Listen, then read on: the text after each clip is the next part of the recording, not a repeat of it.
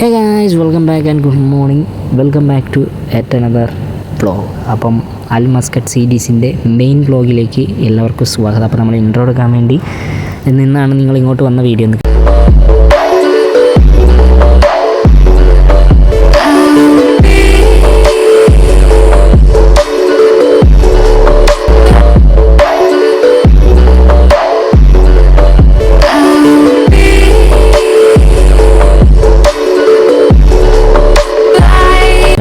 അപ്പോൾ അതേസമയം 6:59 നമ്മൾ രാവിലെ തന്നെ കുളിച്ചൊരുങ്ങി ഒരു സ്ഥലത്തേക്കാണ് പോകുന്നത്. അപ്പോൾ 2 പേരേ ഉള്ളൂ. ഫ്രണ്ട് ഒരാൾ നടന്നു പോകുന്നുണ്ട്, ഞാനും ഉണ്ട്. അപ്പോൾ 2 പേരേ ഉള്ളൂ എന്ന് വിചാരിക്കേണ്ട.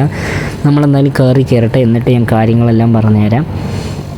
അപ്പോൾ നമ്മുടെ ഇന്നത്തെ പരിപാടി എന്താണെന്ന് ചോദിച്ചു കഴിഞ്ഞാൽ, ഇന്ന് നമ്മുടെ പൊടിക്കുപ്പിയുടെ ചോറൂണാണ്.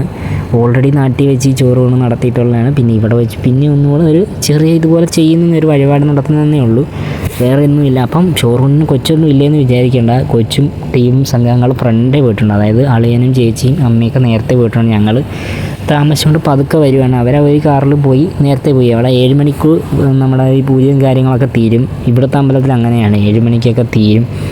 അപ്പോൾ അവർ ഫ്രണ്ടേ പോയിട്ടുണ്ട്. നമ്മൾ പുറകെ പതുക്കെ വന്നാൽ മതി. ഇപ്പം തന്നെ മണി 7 നമ്മളിപ്പോൾ അങ്ങോട്ട് പോകുന്നേ ഉള്ളൂ. പിന്നെ അധികം ദൂരമില്ല, ഇവിടെ നിന്ന് തൊട്ടടുത്ത് തന്നെയാണ്. പിന്നെ നമ്മുടെ ഷോർട്ട് വ്ളോഗിൽ മാത്രമേ നമ്മൾ നെക്സ്റ്റ് കാണിക്കുന്നുള്ളൂ. മെയിൻ വ്ളോഗിൽ മിക്കപ്പോഴും നമ്മുടെ നെക്സ്റ്റ് ഒന്നും കാണുന്നില്ല. ഞാൻ എപ്പോൾ എടുക്കണമെന്ന് വിചാരിച്ചാൽ ഈ നെക്സ്റ്റ് കഴിഞ്ഞിട്ടായിരിക്കും ചിലപ്പോൾ വീഡിയോ എടുക്കണമായി ആലോചിക്കുന്നത്. ചിലപ്പോൾ നമ്മൾ എടുത്തുകൊണ്ട് വരുന്ന വഴി ഇറങ്ങുമ്പോഴേ നമ്മൾ വീഡിയോ എടുക്കും. അപ്പോൾ നെക്സ്റ്റോ ഒന്ന് ചാടുന്ന, അല്ലാണ്ട് ഞാൻ മനഃപൂർവ്വം നെക്സ്റ്റോ മാത്രം കാണിക്കുന്നതല്ല ഗൈസ്. പിന്നെ അതേ നമ്മൾ വിജൃംഭിച്ച ബിൽഡിങ്ങിൽ കൂടെ മറ്റേ ആരുമില്ലാത്ത ഹൈവേ കൂടെ പോയിക്കൊണ്ടിരിക്കുകയാണ്. ചുറ്റും നല്ല വിജൃംഭിച്ച ബിൽഡിങ്ങുകൾ മാത്രം. അപ്പോൾ രാവിലത്തെ സമയം ഈ ഒരു 7 മണി സമയമായതുകൊണ്ടാണ് റോഡിലൊന്നും കാണാത്ത. അല്ലെങ്കിൽ ഇവിടെ തിരക്കും കാര്യങ്ങളും ഇല്ലാതെ. ഇത് നമ്മുടെ ഇതിൻ്റെ അതായത് ലുലുവിൻ്റെ അങ്ങനെ ബിൽഡിങ്ങാണ്. ഐ മീൻ ലുലു ഗ്രൂപ്പിൻ്റെ ടീമിൻ്റെ ബിൽഡിങ്ങാണത്. ഷെർട്ടോൺ അങ്ങനെ എന്തോ ആണ് ഇതിൻ്റെ പേര്. ഞാൻ കറക്റ്റ് മറന്നു. എൻ്റെ പ്രൊണൗൺസിയേഷൻ കറക്റ്റാണെന്ന് എനിക്ക് അറിഞ്ഞുകൂടാ കേട്ടോ. അങ്ങനെ എന്തോ ആണ്. സോ എന്തെങ്കിലും തെറ്റുണ്ടെങ്കിൽ എന്നോട് ലുലു ഗ്രൂപ്പ് ഒന്നും ചെയ്യരുതേ പ്ലീസ്. അപ്പോൾ നമ്മളിതേ പോയിക്കൊണ്ടേ ഇരിക്കുകയാണ്. നിങ്ങൾക്ക് ഞാൻ ഇവിടുത്തെ ഒരു കാര്യം കാണിച്ചു തരാം. അതിന് വേണ്ടിയാണ് ഞാനിപ്പോൾ ഞാൻ പറഞ്ഞ കാര്യം ഇതാണ്. വണ്ടി ഇപ്പോൾ എത്രയിലാണ് പോകുന്നതെന്നുണ്ട്. 80 കഴിഞ്ഞ് 90ലേക്ക് എത്തി. നാട്ടിലാണെങ്കിൽ ഇപ്പോൾ സ്പീഡ് ക്യാമറ എടുത്തുകൊണ്ട് തൂക്കിക്കൊണ്ട് പോകും. പോലീസുകാർ തൂക്കി. പിന്നെ പോലീസ് തൂക്കേണ്ട ആവശ്യമില്ല. ഇപ്പം കിച്ചുവാണ് വണ്ടി ഓടിക്കുന്നത്. അതും കൂടെ എത്തി പ്രത്യേകം പറയുകയാണ്. അപ്പം പറഞ്ഞുകൊണ്ടിരുന്നത് എന്താണെന്ന് വെച്ച് കഴിഞ്ഞാൽ, നാട്ടിലാണെങ്കിൽ എപ്പം നമുക്ക് ബെറ്റ് വീട്ടിൽ വന്നെന്ന് ചോദിച്ചാൽ 100 എത്താറ് 90ലേക്ക് കയറിക്കൊണ്ടിരിക്കുന്നു. 90 കഴിഞ്ഞ് 100ലേക്ക് കയറിക്കൊണ്ടിരിക്കുകയാണ് സ്പീഡ്. അപ്പോൾ ഇവിടെ സ്പീഡ് ലിമിറ്റ് എന്ന് പറഞ്ഞാൽ 120 പിന്നെ ഓരോ സ്ഥലത്ത് ഓരോ റേഞ്ച് ഉണ്ട്. എല്ലായിടത്തും 120 ഓരോ സ്ഥലത്തുണ്ട്. അതായത് 80, 90 ആ റേഞ്ച് ഓരോ സ്ഥലത്തുണ്ട്. ചെറിയ ഹൈവേയിലൊക്കെ 80, 90 പിന്നെ മെയിൻ ഹൈവേയിലൊക്കെയാണ് 100, 120 എന്നൊക്കെ പറയുന്നത്. നമ്മുടെ നാട്ടിലെ സെയിം സെറ്റപ്പ് പോലെ. നാട്ടിൽ പക്ഷേ അത്ര അല്ല. ചെറിയ റോഡുകളിൽ 30, 40 പിന്നെ ചെറിയ ഹൈവേ, അതായത് നമ്മുടെ നാട്ടിൻപുറത്ത് NH കൂടെ പോകുമ്പം മാക്സിമം സ്പീഡ് ലിമിറ്റ് 40, 50ഒക്കെയാണല്ലോ. അതെ, നമ്മൾ അമ്പലത്തിൽ എത്തിയിട്ടുണ്ട് കഥ പറഞ്ഞുകൊണ്ടിരുന്നത്. അപ്പോൾ അതുപോലത്തെ സെറ്റപ്പാണ് ഇവിടെയും. വേറെ ഒന്നുമല്ല, ഞാൻ ഡീറ്റെയിൽ ആയിട്ടൊന്നും പറയുന്നില്ല. അപ്പോൾ അതാണ് ഇവിടുത്തെ സെറ്റപ്പ്. പിന്നെ ഇവിടെ സ്പീഡ് കൂടുതലാണെന്നുള്ള കാര്യം നിങ്ങൾക്ക് പിന്നെ പറയേണ്ട. ഗൾഫ് രാജ്യങ്ങളിൽ എല്ലായിടത്തും അത് തന്നെയാണ്. അതാണ് എനിക്ക് ഇഷ്ടപ്പെട്ടത്. ഇവിടുത്തെ റോഡ് സിസ്റ്റം ഞാൻ എപ്പോഴും പറയുന്ന പോലെ തന്നെ ഇവിടുത്തെ ട്രാഫിക്സ്, അതുപോലെ തന്നെ റോഡ്, പിന്നെ ഈ സ്പീഡ് എല്ലാം നമുക്കൊരു പുതിയ ഇൻട്രസ്റ്റ്, വെളിയിൽ നിന്ന് തന്നെ ഒരാൾക്ക് പ്രത്യേകം ഒരു ഇൻട്രസ്റ്റ് തോന്നുന്നൊരു കാര്യമാണ്. അത് സത്യമാണ്. അതെല്ലാവരും പറയാറുണ്ട്. പക്ഷേ ഞാനിപ്പോൾ ഇത് കണ്ടപ്പോഴാണ് കാണുമ്പോഴാണ് നമുക്ക് ഓരോ കാര്യങ്ങൾ പറയാൻ തോന്നുന്നത്. അപ്പോൾ നമ്മളിത് പാർക്കിംഗ് അന്വേഷിച്ച് പോവാണ്. നമ്മൾ നേരത്തെ അവിടെ ഫ്രണ്ടിലായിരുന്നു വണ്ടി ഇട്ടുകൊണ്ടിരുന്നത്. അപ്പോൾ ഇവിടെ കണ്ടാണ് വണ്ടി ഇടാൻ വേണ്ടി അവൻ പോവാണ്. അങ്ങനെ നമ്മളിത് പാർക്കിങ്ങിൽ കൊണ്ട് വണ്ടീനെ നിളച്ചിട്ട് നമ്മളിത് നടന്ന് പോവാണ് അമ്പലത്തിലേക്ക്. അവരെന്തായാലും അവിടെ എത്തിയിട്ടുണ്ട്. എനിക്ക് തോന്നുന്നു പരിപാടിയൊക്കെ തുടങ്ങിയെന്ന് തോന്നുന്നു. ഐ മീൻ പൂജ തുടങ്ങിയിട്ടുണ്ടെന്ന് തോന്നുന്നു. പരിപാടി എന്ന് ഉദ്ദേശിച്ചത് അതാണ് കാര്യം. അവിടെ മറ്റേ മണിയടിയുടെയൊക്കെ സൗണ്ട് കേൾക്കുന്നുണ്ട്. അതായത് മറ്റേ മണിക്ക് അടിക്കുന്ന സൗണ്ടുണ്ട്. പിന്നെ ഇത് ഞാൻ പറഞ്ഞിട്ടുള്ള കാര്യമാണ്. എനിക്കൊന്ന് തുടക്കത്തിൽ പറഞ്ഞെന്നാണ് എൻ്റെ വിശ്വാസം. അതായത് ഇതൊരു കൃഷ്ണൻ്റെ അമ്പലമാണ്. നമ്മൾ പണ്ട് ആദ്യം വ്ളോഗ് ചെയ്തപ്പോൾ ഞാൻ പറഞ്ഞത് ഒരു ഭഗവതി അമ്പലം എന്നൊക്കെ പറഞ്ഞ് പറ്റിച്ച ആ അമ്പലം തന്നെയാണ്. സോ അതാണ് നമുക്കിവിടെ അടുത്ത്. പിന്നെ ഞാൻ പറഞ്ഞ പോലെ ഒരു ശിവൻ്റെ അമ്പലം കൂടി ഉണ്ട്. പക്ഷേ അത് ഇച്ചിരി ദൂരമുണ്ട്. നമുക്ക് ഏറ്റവും അടുത്തുള്ള അമ്പലം ഇതാണ്, ഈ ഒരു അമ്പലമാണ്. അതുകൊണ്ടാണ് എപ്പോഴും ഇങ്ങോട്ട് വരുന്നത്. നമ്മളിനി ഷോർട്ട് വ്ളോഗിനകത്ത് കാണിച്ചിട്ടുണ്ട്. സമയം 7:10 നമ്മളിപ്പോൾ ശരിക്കും ലേറ്റായി. അങ്ങനെ നമ്മൾ വന്നു. അവർ തൊഴുത് കാര്യങ്ങളൊക്കെ കഴിഞ്ഞ് രസീതും ആ രസീത് പരിപാടിയൊക്കെ കഴിഞ്ഞ് ചോറ് കൊടുത്തുകൊണ്ടിരിക്കുകയാണ്. അപ്പോഴാണ് നമ്മൾ കയറി വന്നത്. അപ്പോൾ അവിടെ കണ്ടോ മാലയൊക്കെ ഇട്ടൊരു ചെറിയ കുട്ടി മുണ്ടാക്കി കൊടുത്ത ആൾ നല്ല കിടുക്കിയായിട്ട് അവിടെ ഇരിപ്പുണ്ട്, മിടുക്കിയായിട്ട് അവിടെ ഇരിപ്പുണ്ട്. കണ്ടാ ആൾ നല്ല ജോലിയായിട്ടിരിക്കുക. കാര്യം പായസം ആണ്. അത് കാരണം അവൾക്ക് ഇങ്ങനത്തെ സാധനങ്ങളൊക്കെ ഭയങ്കര ഇഷ്ടം. മധുര പലഹാരങ്ങൾ അങ്ങനത്തെ പരിപാടി ഇഷ്ടമായതുകൊണ്ട് അവൾ എത്ര വേണമെങ്കിലും കഴിച്ചോളും. അപ്പോൾ ചേച്ചി കൊടുത്ത് ഇനി അമ്മ കൊടുക്കാമെന്ന് വിചാരിക്കുന്നുണ്ട്. മാലയൊക്കെ ഇട്ടപ്പോൾ നല്ല രസമുണ്ട് കാണാനായിട്ട്. ഒരു എന്താ പറയുക, ഉണ്ണി കണ്ണൻ എന്നൊക്കെ പറയുന്ന പോലത്തെ ഉണ്ട്. അമ്മ കൊടുക്കുവാണ്. അപ്പോൾ ഈ ഒരു പരിപാടിക്ക് വേണ്ടിയാണ് നമ്മൾ വെച്ചടിച്ച് പോകുന്നത്. നമ്മൾ വിട്ടടിച്ചാണ് പോകുന്നത് അല്ലേ തന്നെ. അങ്ങനെ അമ്മ കൊടുത്തു കഴിഞ്ഞപ്പോൾ കിച്ചും കൊടുത്ത് ഇപ്പം എൻ്റെ കയ്യിൽ എന്നോട് കൊടുക്കാൻ വേണ്ടി പറയണം. അപ്പം ഞാനും കൊടുക്കാൻ വേണ്ടി പോവാണ്. അപ്പോൾ ആളതേ എല്ലാവരും കൊടുക്കുമ്പോൾ നല്ലപോലെ ആവശ്യത്തിന് വാഴുന്നുണ്ട്. അവൾക്ക് സന്തോഷമുള്ള കാര്യമാണ് ഇങ്ങനത്തെ പരിപാടികൾ. എത്ര വേണേലും കഴിച്ചോളും ഇരുന്ന്. അതാൾ ജോലിയായിട്ടിരിക്കുക.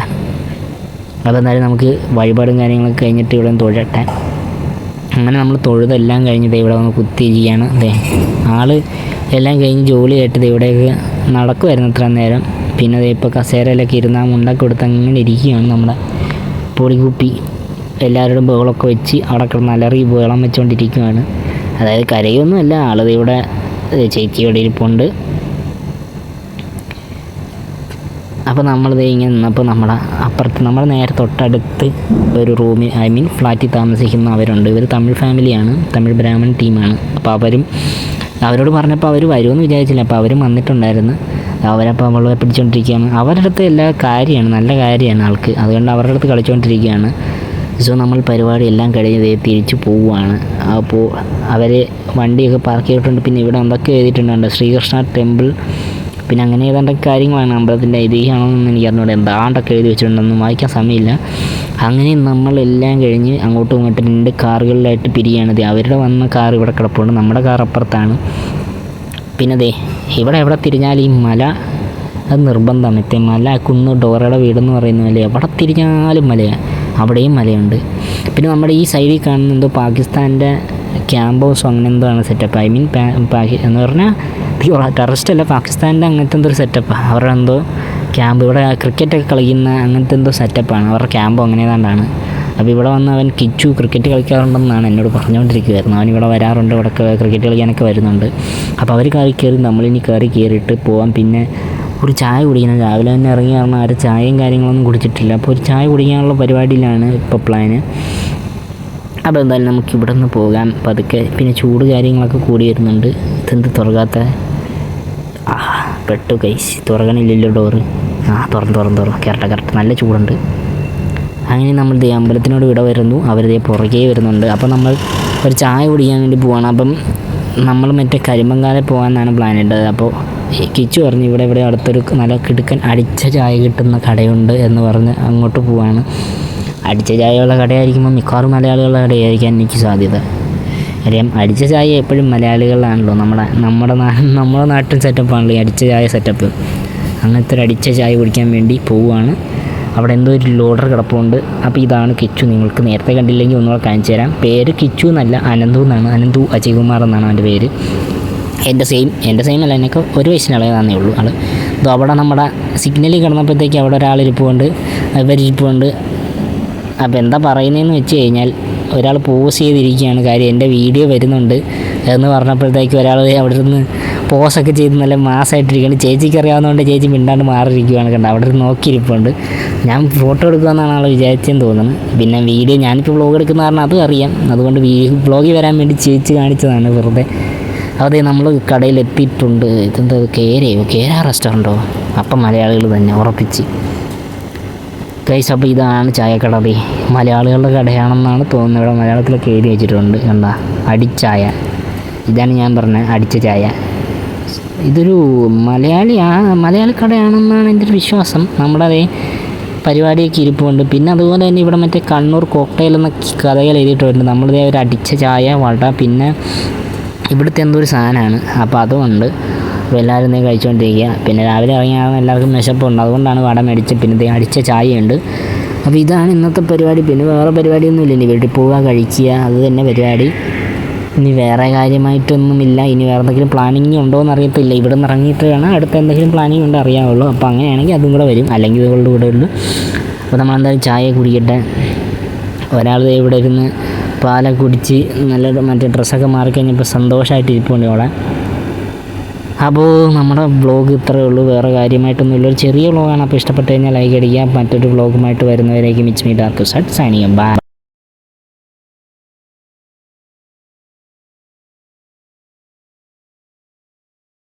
Bye.